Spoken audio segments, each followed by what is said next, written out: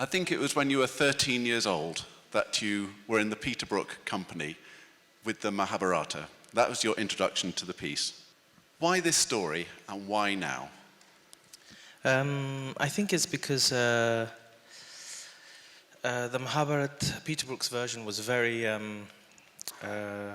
spiritual and sacred for me as a 13-year-old. It really hit me in a strong way. Every night I memorized literally the whole story because I was not just an actor, I was an observer, really, of some great actors, and I think that had a huge influence on me, but particularly because my mother, I'm very close to my mother, both my parents, but my mother particularly, and I was missing her a lot. I mean, for a 13-year-old to go for 2 years, especially if you're very attached to your mother. So I became attached to the female characters who were quite motherly towards me. And so I got to know their characters more because they were the understated characters.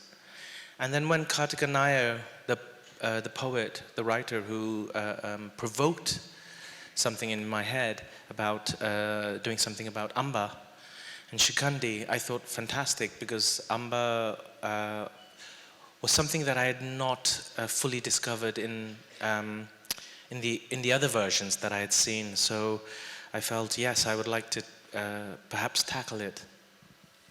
And when I read the interview you gave with Danny Boyle in the programme, you talked about gender and when we've talked, you talked about this, you feel it's quite a feminist piece of art. And you've also talked about it as revenge. Can you just explain that a little bit more for people? Yeah, I mean, originally Ruth and I were talking and it was going to be a solo. My last solo that I would do before I retired as a performer, and then I thought I was fascinated by gender anyway. You know, I grew up in my parents' community, which was very, you know, when Bollywood films would happen or English films would happen, like American Werewolf in London. So I remember watching that, and there was this kind of sexual scene in the a shower with the nurse, and my father took the remote control and said, "It's time for news." and so there was something about my culture and religion and sexuality that I found curious. And so that whole idea of female and male was something I wanted to explore. And then I thought, no, maybe I can prolong the solo a little bit later. And then we decided to work with these two fantastic female dancers who are from Itmoy. And I felt they were great there, but I think this would be their space, and I would recede a little bit and give them the space, because it was really about Amba and Shikandi. So that was very, that was very important for me. Well, I think it really does come to life. But I wanted to come to you, Ruth. You've created a story out of a poem in a physical language, which is translatable not only to my 7-year-old and my 10-year-old, who got quite a lot out of it, but also an 8-year-old friend and older, and probably everyone else in between. How do you build a story without words, or just a few words at different times? And how do you work together with Akram on making this piece? Big questions. First of all, can I ask what your 8-year-olds and 7-year-olds did find in it? What did they respond to? They responded to the physicality and the looks and the death, yeah. And they weren't quite sure why he allowed himself to be killed. So they had quite a lot of questions. Yeah, I remember when Akram performed, or when the company performed Itmoy in France, and a little girl, she was about 8, was in the front row, and we asked if there were any questions afterwards, and she said, it was so French, she said, "I don't have a question, but I would like to say that that was my most beautiful dream and my worst nightmare." I thought, wow, if 8-year-olds can respond like that, then we must be doing something right. It's always an enormously collaborative process. We began with the Mahabharata, which was the inspiration for the whole idea. And then we worked specifically with Karthika Naïr's text, which gave us our orientation. It's the way we've been thinking about orientation towards Amba. I haven't forgotten you over there. Sorry about the awkwardness of this. I'm coming to that next, actually.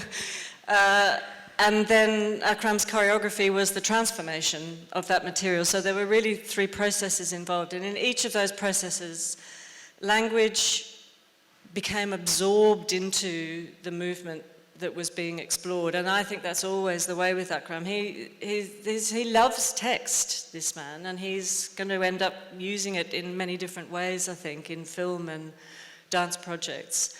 But something happens once the body begins to become fully articulate, which it does after months and weeks of workshopping, and the words become absorbed or shed. I think those are the 2 things that happen. And we talk a lot about the fact that you end up with a sort of shadow work, which is really the work beneath the work that we don't necessarily see as audiences, but it's within the thing that you do see moving. And inside the thing that's moving is a lot of text. We only actually brought to the surface a small number of lines from Karthika's text, which are spoken by Catherine Hunter.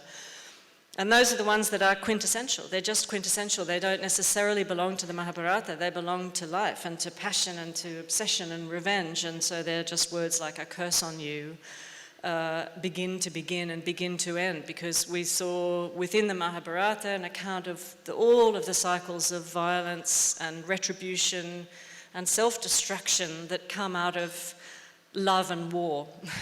So language points you in a direction, but it actually falls away, because these are such universal and such ancient and such complete emotions that I hope, in a way, they go beyond words. Well, you've started to ask the question that I'm going to ask next. You talked about cycles, and you talked about ancient. It feels to me, when you're in a circle, and I haven't forgotten you either, that you have to behave differently.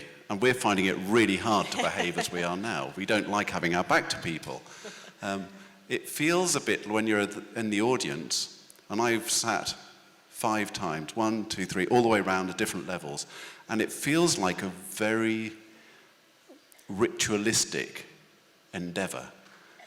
And the story feels different at every single angle you look at it from. So if anyone else here gets a chance to see it again, or this is the 2nd time or 3rd time you've seen it, you'll understand what I'm saying. Yeah, also it's different every night, so that's a good reason to come and see it too. So this piece was commissioned by the Roundhouse with 2 other Round venues. Why did you say yes to a in the Round commission for the first time? And can you just talk about the challenges? Because for me, working here, when we reopened the Roundhouse just nearly 10 years ago, we wanted to do lots of things in the Round, and we haven't found a lot of artists that want to do it. We have our first in the Round music series coming in just after you finish. We've had circus in the Round, we've had thrust stages, but this is completely exposed in the Round. You know, to get off, get out of here, you actually have to get off the stage. What was it, and how have you found it, and what have the challenges been? How do you feel about this kind of idea of it being quite ritualistic? I think the reason I wanted to work on the project in a Round space was because I didn't have answers straight away. I had more questions than answers of how the hell are we going to do this, because we're so used to the 4th wall or the proscenium arch. It's a bit like when I did the Olympics, which is a bit oval shaped.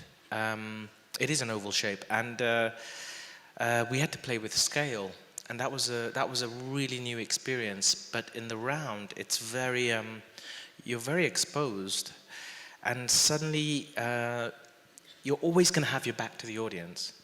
So the material you choose, the frontal has to be the frontal, but the back has to be interesting equally.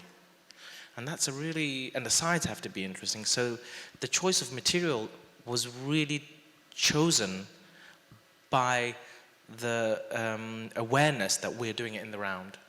So we started by saying there's the north, and that's where the technicians are. So we started to sit there predominantly because we needed to start somewhere. Otherwise, where do you start? You lose your orientation. So we started the choreography based on the north. And so we moved from a proscenium setting, made the choreography, and then Ruth started sitting somewhere, Sasha started sitting somewhere, Jose and I started sitting somewhere, Michael started sitting somewhere else. And then from there, each person, we gathered our information and said, well, you know, this material doesn't look so good from there, so we would edit it and we would change it. It was a long procedure, but we started with proscenium because we had to start somewhere that was familiar and then tackle it into an unfamiliar area and then make that our home. That's very interesting, and because isn't it true that theatre first started with the audience all the way around? So we then had to relearn from a pros art style to going back into the round. Ruth? But well, there's a lot of things I want to say, but this is the way it should be done. This is not only was it the origin of theatre, but this is like a living cell, and we are all part of the dynamic of this space, and that's the thing that you feel so strongly in an environment like this. I mean, I think this is the most beautiful performance space I've ever been in, actually. And you can come again. I will come again. And I don't know why you're not bigging it up, because, I mean, it is, isn't it?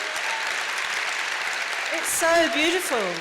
It's absolutely incredible. The whole, you know, they say the Mahabharata, all of the universe is in the Mahabharata. Well, it's all here too, and it's in that domed space as well. And I think one of the things about the space we realised, particularly when we came in here, was that it has its own demands. It's not just that we were sort of practical about getting the dancers to face in different directions, but that there's this energy that pulls you out. There's a kind of centrifugal force that fills up this whole space. And you can see what Michael Hulse has done with the lighting. He's turned it into a material. I mean, sometimes it's like a curtain or a waterfall or a prison cell. Isn't he brilliant? But, and one other thing, which I was just thinking about last night, is looking at the history of the Roundhouse, which I didn't really know a huge amount about, but there was a turntable here, a massive turntable, and one of the things that I feel incredibly moved by in this production is it feels to me like it's going right back to the origins, a space for massive emotional engineering, if you like, and also it was a space full of smoke and steam. And one last thing, the very first theatre performance that happened here was by Peter Brook, so respect to everyone involved. This is a really sacred place. There are cycles within cycles. It reminds me, when I've been working here a very long time, when we first started to raise the money to rebuild the Roundhouse, I've been here nearly 16 and a half years, but one of the early stages was that we're raising money to rebuild the place, and for the creative centre just down below this stage, below everywhere, there's 24 state-of-the-art studios where we work with over 3,000 young people a year. We showed a lot of people around all the time, but in the olden days, we showed a lot of people around trying to raise the money. And we had some Swedish guests, and one was an academic, and we told all the story about, you know, the trains and, you know, how it's a repair shed and the work that we do with young people. And as he was leaving, he said, "So you've not changed anything?" So what do you mean we're not changing anything? He said, "So you take the trains in, you repair them, you send them out. You bring these young people in, you give them creativity, you send them out." I could say the same with an audience for myself coming in here, seeing something like this. It gives us something in our lives which is different to the thing that we brought in.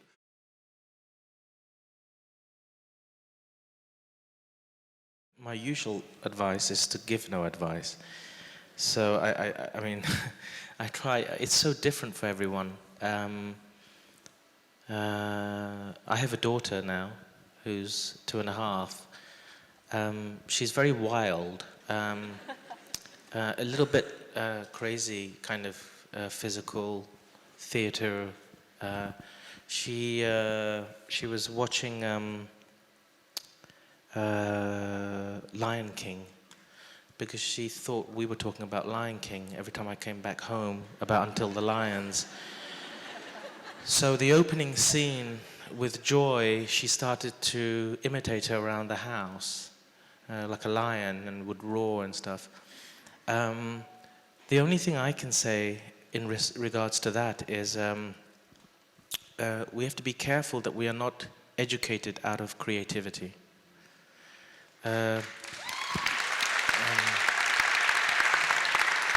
But at the same time, I believe I'm old school, so I believe technique in any form, whether it's hip-hop or whether it's kathak or whether it's flamenco or whether it's contemporary dance, one has to try to try and absorb it like a ritual, like a discipline, to the point where they try to achieve perfection. Because freedom is just on the other side of structure. And it's very important it's my ongoing debate that I have about the dance level in this country, but I feel that I was trained in Graham, which was horribly, I cursed the woman because it was made for women's bodies, and my body just does not do what Graham could do. But there was something that created a grounding, and from there I could perhaps find my own voice. But in order to find my own voice, I had to discover somebody else's voice very deeply. And so I think both technique is important, but also the child body, like my child, never to lose the sense of child instinct, child body, child creativity.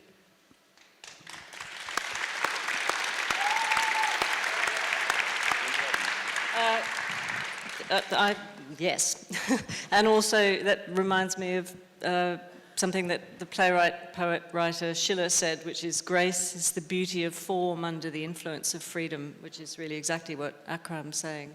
And I would just add curiosity, maintain your curiosity, be curious about everything, and flexibility, be prepared to work in different contexts and follow the things and the people that you love and learn from them all the time and every day. So that's what I would add. And I would add, I saw a quote recently which was from Beethoven, which said, "Only the pursuit of science and art raises man to God."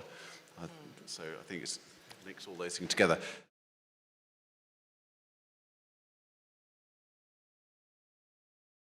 I can go back to the very early conversations that we had. I've got 200 pages of rehearsal notes. I was looking at them. In fact, I read them today. I've never written so many notes or had so many questions or been involved in such a sort of deep and comprehensive process. But right back on day one, page one, there was a concept which Tim Yip and Akram had developed together to create an image of cracked earth. And I think at that point, the thinking was volcanic, really. It was the idea of seismic shift, because the story of Amber is a story of a woman whose desire for retribution is so great that she unbalances the universe. She literally breaks the universe. So I think that was in the early thinking. But we also wanted to talk a lot about time and cycles and the repetition of human behaviors. And so we moved from, in that early design meeting, from the concept of the broken earth to the concept of a tree trunk, but in this case a petrified tree trunk. And that in many ways came to symbolize the character of Bhishma, who is incapable of change and transformation. He's almost the opposite of Amber, who transforms herself through an act of will and destroys herself and recreates herself. So we wanted to have an image of something that is broken but also alive. And so I think that's the earth, if you like. It's the earth and it's the universe. So Akram can tell you about the actual lifting and breaking. Because that was your concept. I don't know. Yeah, I don't know what's underneath. It's hydraulics or something. I just know the price of it. And it's very expensive. And we need 2 sets. So that's where all the money went. It's very difficult because you want something simple, but you want it to be extremely powerful. Powerful and simple don't always work together. And that counterpoint is what we were looking for. So actually, Ruth came up with the idea of the tree. So we moved from volcanic cracks into the idea of a tree. But the lifting was something I wanted because I wanted it to change I'm always interested in how the movement will change in your environment, like the round. So if the floor was like this, how does my movement material, how does my quality change? Because we're so used to dancing, I need to be forced to change. It doesn't happen, John Cage always said, you always improvise to your taste eventually. So in a sense, you need an intervention. So this was the intervention because Amba was on the mountain. But I just want to move on a little bit, saying that this is kind of another area which is not to do with this question. But what was interesting with this piece was we were becoming bound by people's opinion of what the Mahabharata is and how Amba should be reflected and how Shikandi should be reflected. And there was a little angel in the process, a friend, a very dear friend of mine who I've performed with a long time ago called Maven Koo, who came in and gave us the permission, because he had done his research in India with great Kathakali masters, and said, it's your interpretation of it that matters. Because there's so much subtext between it, and each artist has their own interpretation of it. Because we were becoming bound and weighed down by this is what Amba should be and this is what Bhishma should be, by rules given by people who also had opinions of what Amba should be. So in the end, we had to free ourselves from that, and kind of Maven helped us free ourselves from that. So Maven, I think you're here, thank you for that.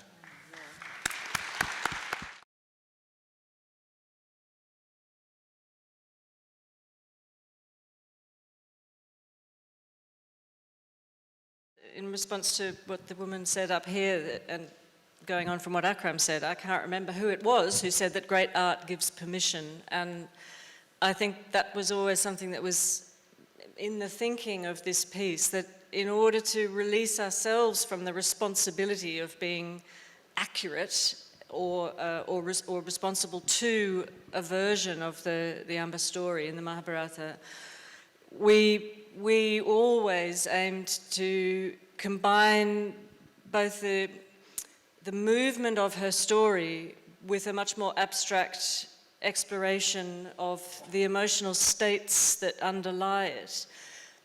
And that led us really into what you see here, which is in effect an image of the world and of the universe. You're quite right. I mean, I'm always moved and relieved when people haven't read the program, don't know the Mahabharata, but they still have an emotional experience, and particularly one as strong as yours, because this is about emotion and it is about human experience. It's not about mythology. And so the elements that remained from it, we started with a lot of very abstract things, lots of those masks that you saw.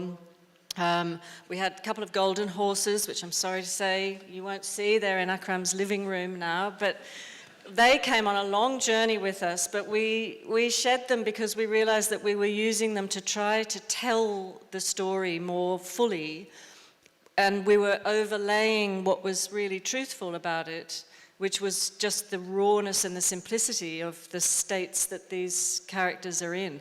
And interestingly, the cheapest part of the set was the bamboo. It looks like an earthquake in a garden center in here, but we couldn't lose the bamboo. It held so much meaning for us, and this is an image of environmental destruction. Amba does destroy her universe, but it's also an image of the aftermath of war, and it relates to the fact that Bhishma died on a bed of arrows. So, I think we covered as many bases as we could with that.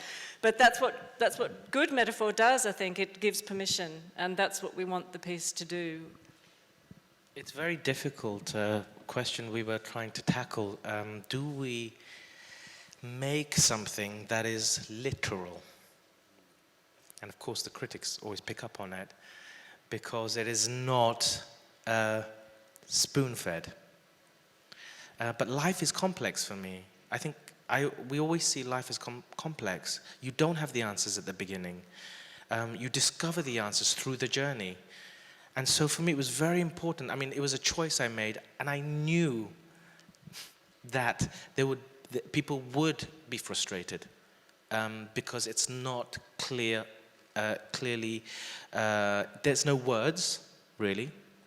There is not, it's not in the way that maybe an Indian ballet would be, where this is the king and he's dressed up as a king. You really know that this is a king, this is a queen, she's really dressed up, that's the baddie, dressed up with, we simplified everything, partly because I'm so influenced by Peter. But there was that danger. But if we literalized everything, then I felt the sense of the other senses would not be awoken in the audience. We would be following, I would rather leave breadcrumbs. Well, for me personally, it really works. I've seen the show now 5.5 times, and with you during the rehearsal sometimes, and each time I feel a layer coming in, and it coming into focus. That's like, I don't know if anybody else feels this, but when you go to see a Shakespeare play, it takes about 20 minutes for you to kind of suddenly go, oh, I get it now. And it's that kind of understanding the language. But where I see it from different angles as well, I really feel that you have thought about it from different angles, because then you see the different layers of the story being told at different angles as well.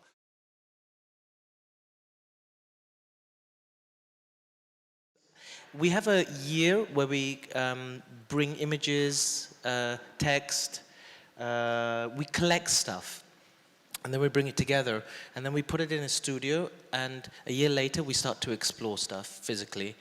So it did start off with Karthika Naïr's poem, and it started off with a lot of images, and then we started to improvise stuff. The structure came much later. YouTube's an amazing thing. I was watching folk dance. I was stealing stuff from YouTube like crazy, like Japanese folk dance. I was really, because you can't get access to these things otherwise. And suddenly I'm watching this traditional Japanese folk dance because I wanted something that was traditional but not Indian. And so there was this fisherman's dance that I really liked. And so that came into the opening scene.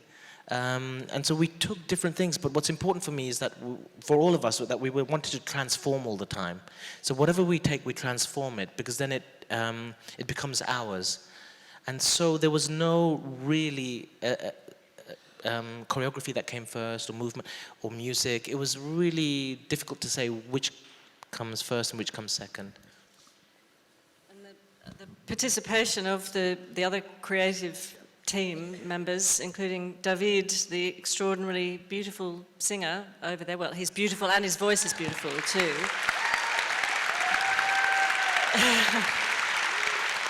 I think, what's that? Yeah, I'm going into that. Their input, I'm segueing into the question about music because you can't separate the two. And I think more than any other piece that Akram's made, the rhythmic, raw vocal and oral qualities of this piece had an enormous influence on the choreography as well as the other way around. So it wasn't a question. In the past, I know you've worked with composers who will sometimes watch a bit of rehearsal, go away and make some material and bring that back in. In this case, the making was simultaneous and overlapping, and the changes happened the whole way through. I saw an entirely new section tonight. I've never seen it. Akram came up with it this afternoon. So, and that happens because it's a bonus track, because material has an impact on the material that's come before. It's such an organic process. You talk about natural systems.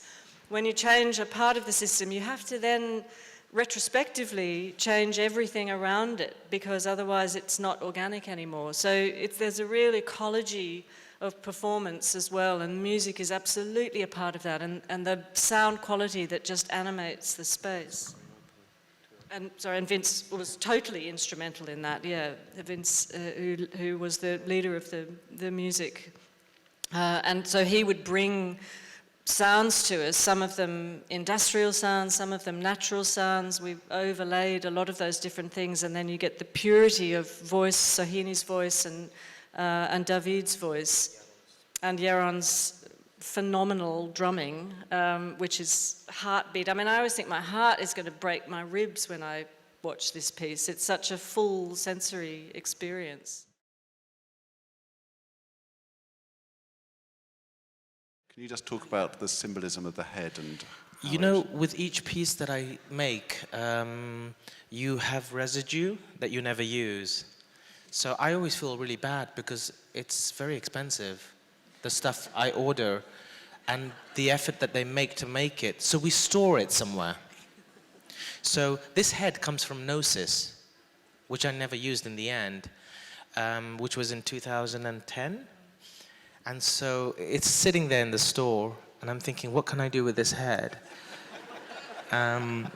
It says, simple and naive as that. And The beginning of every process with Akram, he brings along to the workshop this sort of pantechnicon full of the crap left over from previous production.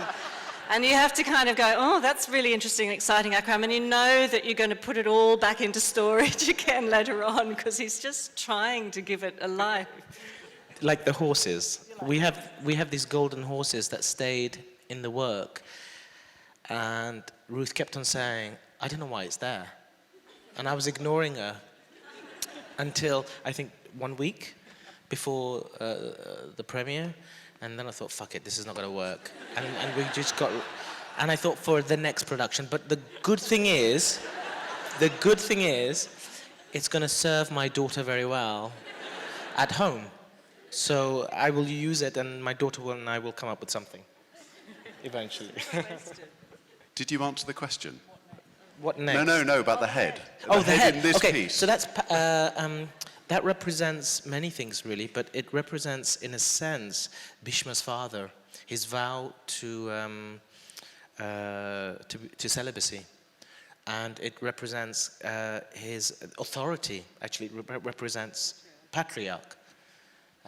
Yeah, and it is my head. And there was this amazing group that built it, and I said, Blind Summit, and I said, okay, can you make it 30 years older? So they put loads of lines on it, and so yeah, and then it was in the storeroom. Yeah.